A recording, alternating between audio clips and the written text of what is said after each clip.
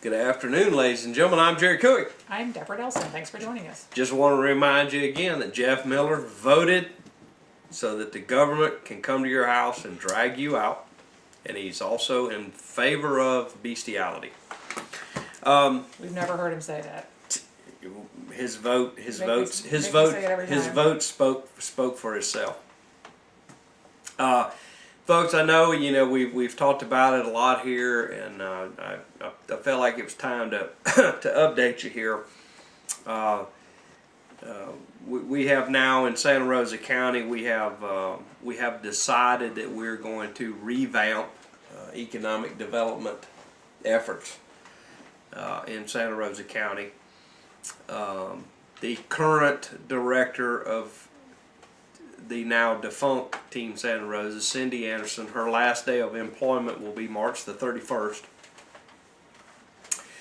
A 15-member committee has been put together. And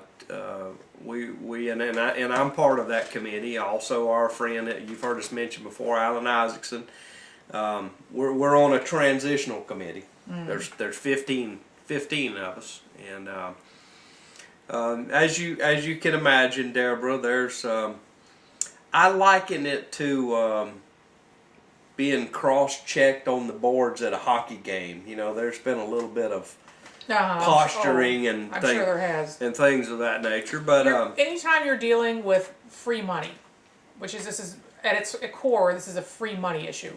They Right. take tax dollars that could go to roads or whatever, and they hand it over to an agency, and they say create jobs, and the agency farms it out to people they pick for whatever reason, and there it is. Right. It's gone.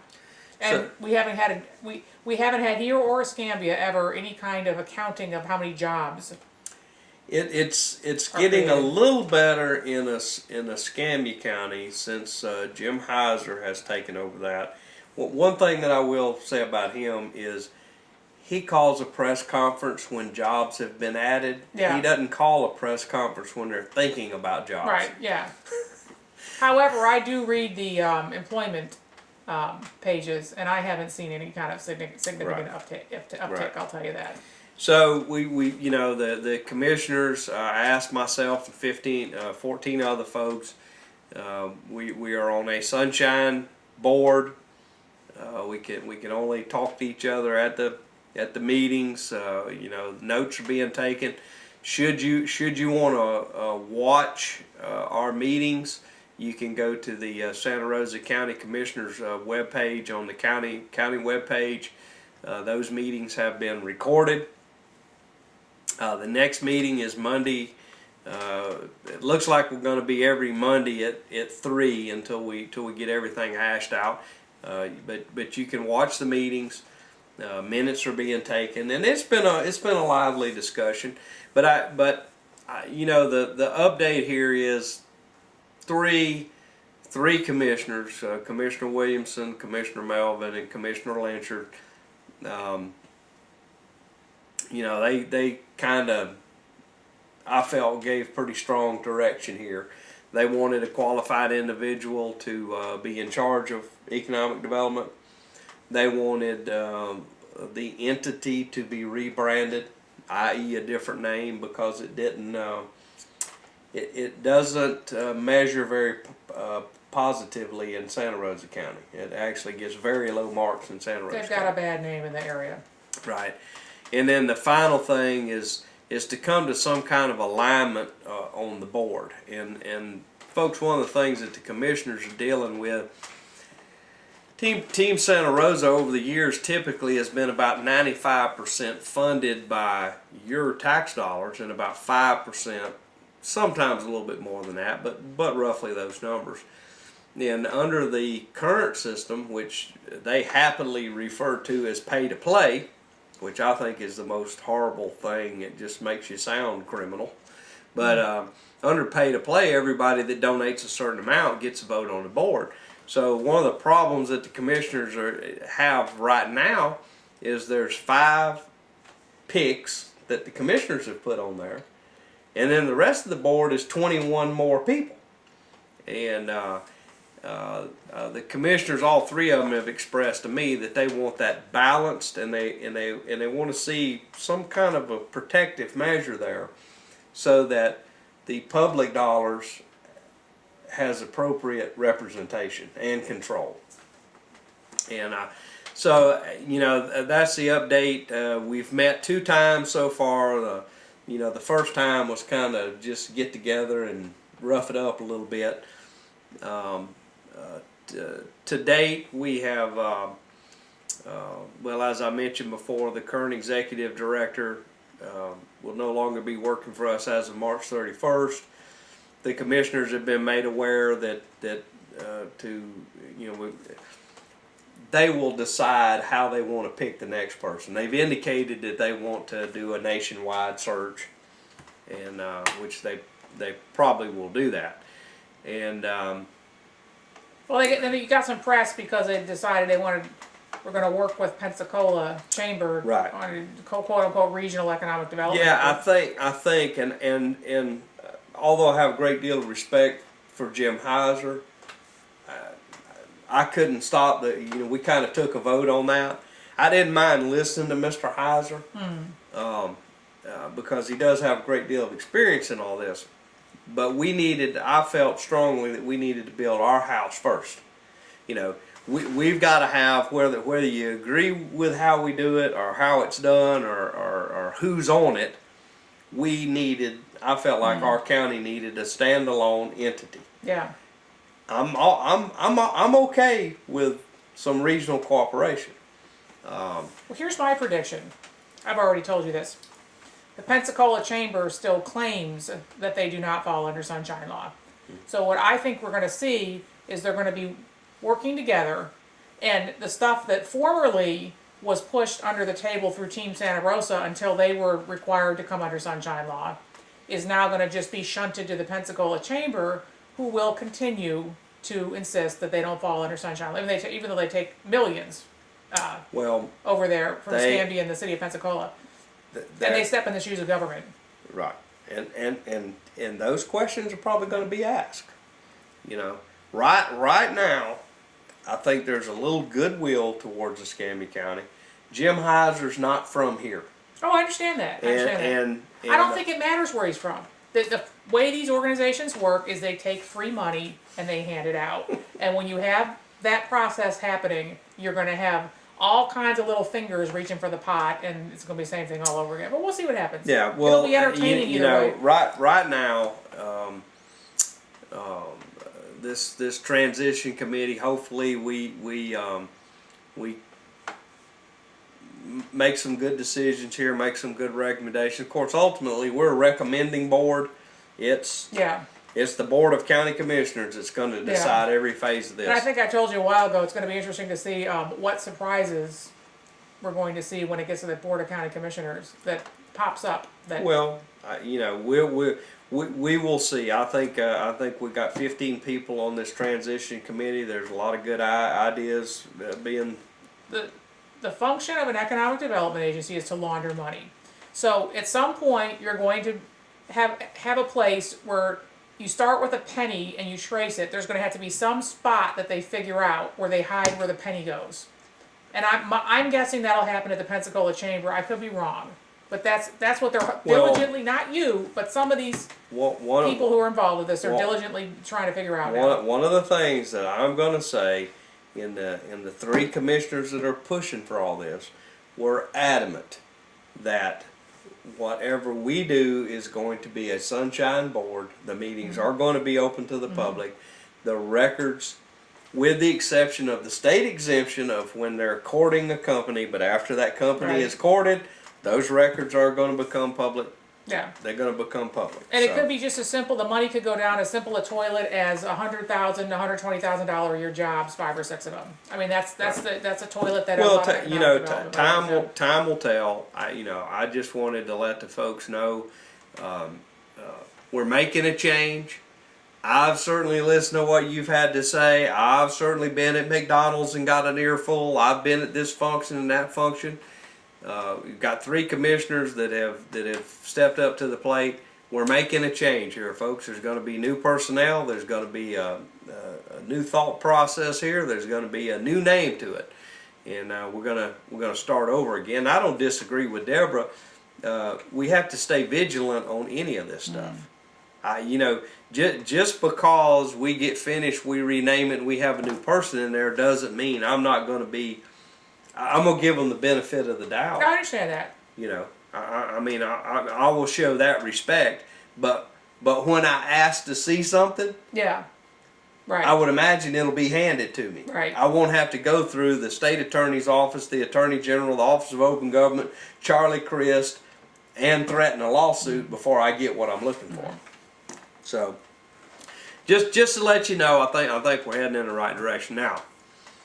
Near and dear to my heart and Deborah's heart is the right to speak at government meetings, and which a Florida court decided did not fall under, was not explicitly provided for in the Florida Constitution. that's right. 2 years ago. And just to remind you, Santa Rosa Week TV not only brought you the story of the Maritime Park, but Santa Rosa Week TV went there and challenged not only the City Council of Pensacola, but we also challenged directly a federal judge by the name of Lacey Collier as to why he felt like public input wasn't important. And just let's remind everybody what happened was you had your Maritime Park meetings in Pensacola. It was a separate board that the city of Pensacola created. Right. They decided that unilaterally that nobody would be allowed to speak in the meetings, and they actually were sitting with their backs to the Right. to the people who were watching. Disrespecting the folks as much as they could. And you had a couple people who had legitimate stuff to bring before them about the design of the Maritime Park. Right. For instance, there was no handicap access that was Exactly. proper ADA compliant handicap and stuff like that. And they were Told them to get out of the room. yeah, they weren't allowed to speak. Yeah. So Santa Rosa Week TV. Well, wait, and so then two citizens in Pensacola, the late Leroy Boyd, Right. Byron Keiser, thank you, filed a lawsuit saying that, well, this should fall under sunshine law, and it went through Right. all the steps, and eventually the court decided it does. You don't have the right to speak under sunshine law. Judge Bell in Escambia County said that the Sunshine Law says participate, it doesn't say speak, so go away. It went to the first DCA, that's the District Court of Appeals, and they said the same thing, that participate does not mean speak. And in the Fifth District Court of Appeal, there was a similar case where a gentleman couldn't even get into a building to ask a question or to speak. And they deferred to the first DCA, and all along the way our Supreme Court, which since 1962 had vehemently protected the citizens' right to access to government, our current Supreme Court laid there dormant. Yeah. So even though, and I'll tell you, last year Sunshine Week, folks, is the first week in March. And in the first week in March last year, I said our best hope is the legislature, and they laughed me out of the room. But I'm going to get to go back to them this year, and I'm going to say, because what we're going to talk about here now is the legislature has actually fixed that. Right. They need to pass a law that says you do have the right to speak at a public That's meeting. right. Now, there's a few things in it that I would have rather not been in there. There's a couple words. But there is a bill now up there this year. But there is a bill. Yeah. It has passed the Senate unanimously that gives the citizens right to speak. They're not going to be able to tell you that there can be reasonable time limits and reasonable rules. Like, I mean, the common sense stuff, you can't go up there and threaten whoever's on the other side of the counter. Yeah, right. Foul language, Right. throw things from the counter. I mean, the common sense stuff. Here's my concern, though, is if they have the ability to decide what you can talk about. In other words, you have to stick to the subject at hand. Well, sometimes you've got something to say that has nothing to do with the subject at hand. That's the part of it that I have a little concern in. But here's how I view it, folks. We had no protection. Our courts let us down. I'm just gonna say it. In this case, people wearing black robes it's not grasping the concept of America. Well, and just remind the audience, there was substantial case law that had already supported this. It wasn't like they were trying to twist the words of the Constitution. It was already in case law. Right. I mean, and they disregarded it. There've been case after case after case. I mean, come on. The Sunshine Law says participate. One of the things I said at the Sunshine Convention last year. What does that mean? Does that mean you can stand before your government and do jumping jacks and you've met the letter of the law? Right. Push-ups. What do they think? Run around in circles. Yeah. Judge Bell in Escambia County and a bunch on the first DCA and a bunch of judges on the fifth DCA.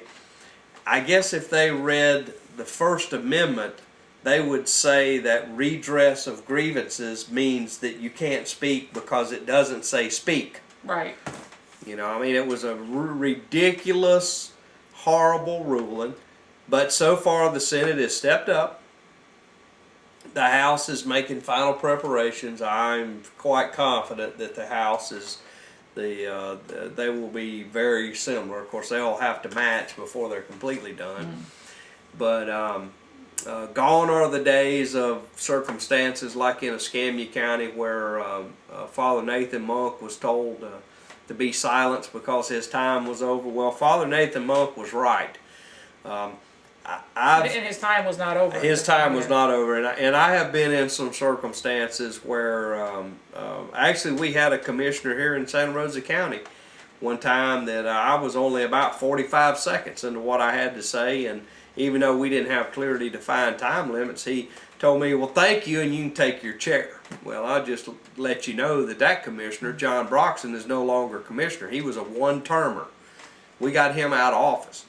One of the things that I'm not going to stand for, and whatever is necessary to make it happen, I'm not going to stand for this type of abuse from the government. I pay their salary. I pay for the building they sit in. I furnish them insurance, dental insurance, health insurance, a telephone, a computer, a parking lot, and a climatized, climate-controlled building to work in. Yeah. And I'm just telling you, I'm not going to, no way, no how am I going to get abused. They might silence me today at a meeting, but they'll be sorry for it tomorrow. And let's just remind everybody, I say it every time, and I'll say it again, because people need to understand this. These public meetings are often the only venue that some of these issues are raised on the record in public, because the media do not cover 90% of the stuff that's important. Not only is some of the media not doing their job, but a lot of this stuff gets handled by staff. Right. And exactly. all it is a single agenda item that it may say end of the world. Right. Right. You have no idea what that means if you don't get up there and ask.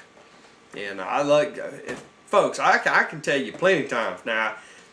I will say, since we've had some better commissioners recently that have come on board with the Board of County Commissioners of Santa Rosa County, that has kind of ceased.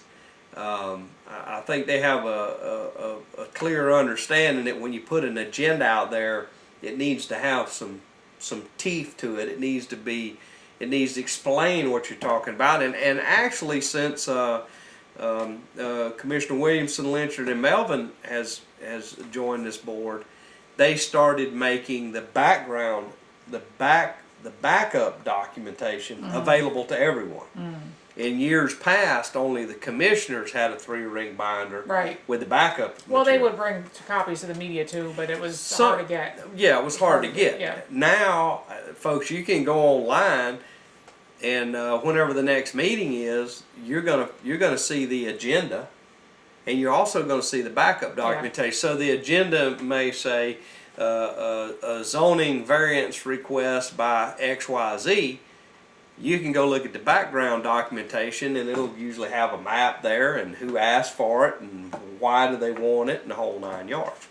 So it's, you know, the bottom line is it's our government.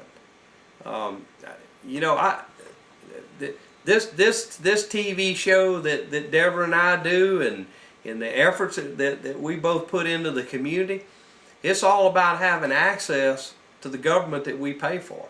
This is something Deborah and I has been, you know, these are issues, commonality. You know, here's a Democrat and here's a Republican, former tree hugger, Green Party over here, but we both agree. Access to the citizens, the right to speak. Be quite honest with you, and look, folks, I'm on the committee of public speaking for Santa Rosa County. I have seen more times that an elected official was ugly to a citizen than I have seen a citizen be ugly to a commissioner. And You don't see that very often here. Yeah, you don't see it now because we have a higher quality commissioner sitting there. No, I mean you don't. I'm saying you don't see citizens go up and they're never ugly. I've never. No, they I've make never their seen that here at all. point. They may get upset a little bit. They may not like it, but they don't get personal and ugly like Tom Stewart, who, by the way, Tom Stewart was a one-term county commissioner.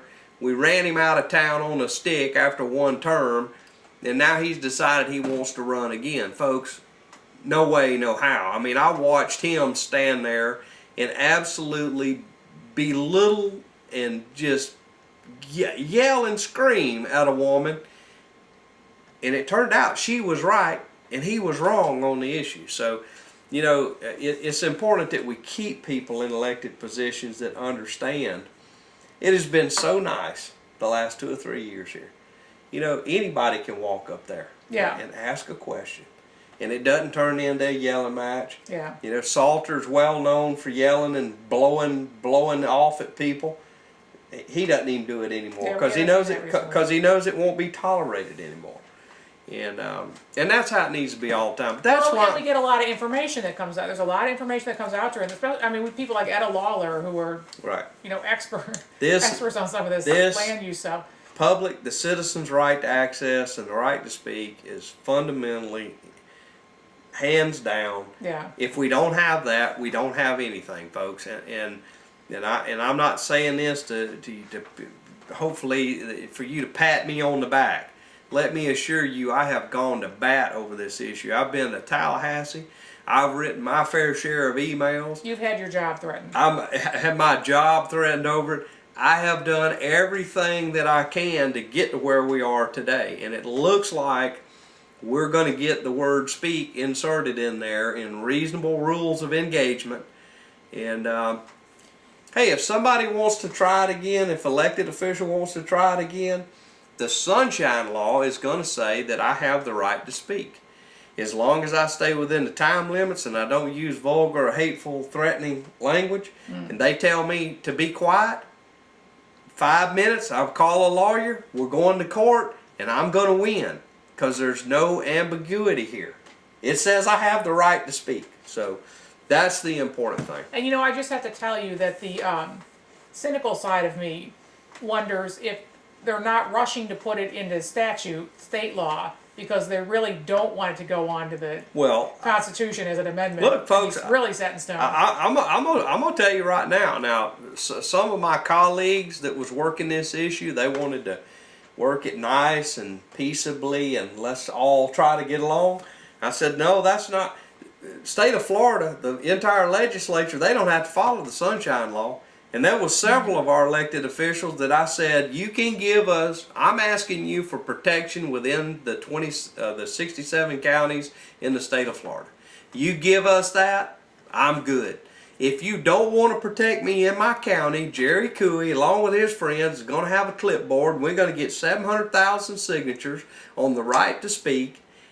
And it's going to be a constitutional amendment. And guess what? Everybody in Tallahassee and the judicial is going to follow the Sunshine Law, and they don't want that. And let's just remind everybody that had they wanted to, the legislature could have put that on immediately on the ballot as a constitutional amendment in this year's election, and they chose not to do that. They chose to put it in statute instead, which is fine. We'll see how the statute works out. It's a little more flexible for them that it's in law, That's right. state law rather than the Constitution. All right, we got about 3 minutes left, so we're going to talk about the most benevolent power company, Yeah. Gulf Power, who has decided to, out of the goodness of their heart, they're going to give you a $3.30 a month break.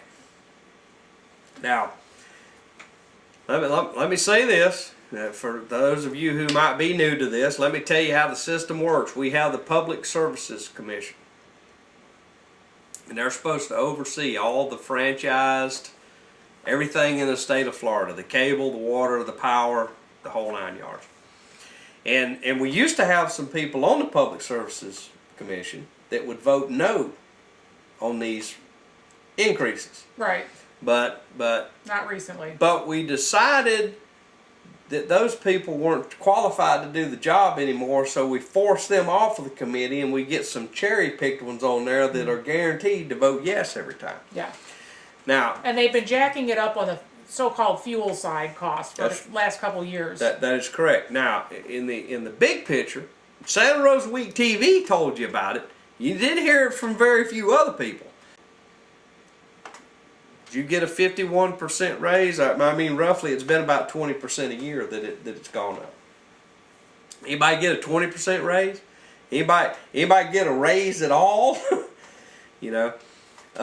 Right. I bet some people at Gulf Power have probably gotten raises. But when you look at your power bill, you see a fuel column there.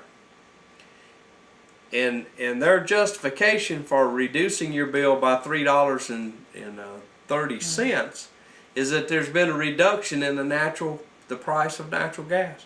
Well, folks, look it up yourself. Get on Google, type in Henry Hub. Henry Hub. Look at natural gas prices. There was a spike in 2008. Since then, the price of natural gas has been virtually flat.